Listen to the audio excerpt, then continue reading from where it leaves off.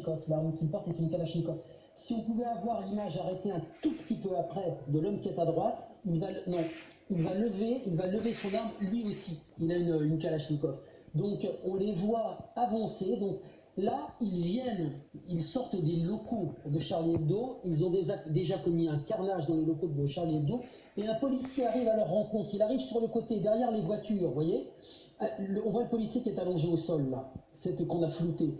Il arrive et il a dû tirer sur eux. Donc au lieu de remonter dans leur voiture et de partir, ils vont lui tirer dessus.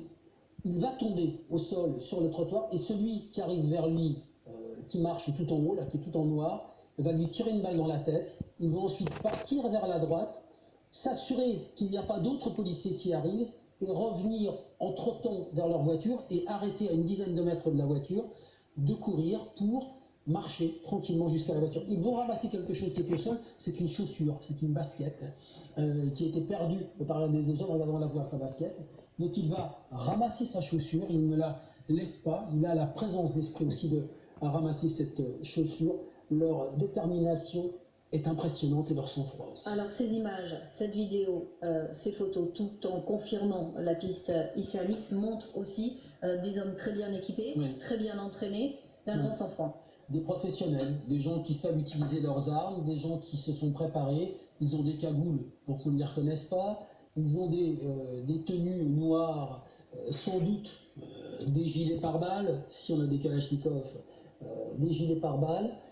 Ils se sont préparés, ils ont reconnu les lieux. Alors est-ce qu'ils ont laissé leur voiture comme ça au milieu de la rue arrêtée? Ce serait quand même assez étonnant. Ils avaient dû stationner leur voiture et au moment où ils repartent, quand les policiers arrivent, au lieu de se faire canarder par les policiers, parce que c'est ce qui va arriver, ils ne peuvent pas riposter depuis la voiture, eh bien ils vont tirer sur les policiers et prendre le temps d'aller achever un policier et de revenir vers leur voiture en criant.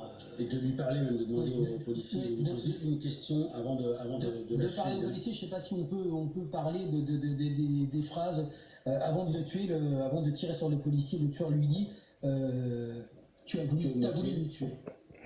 Vengeance, on a tué, on a vengé le prophète Mahomet également. On ne va pas en dire plus, mais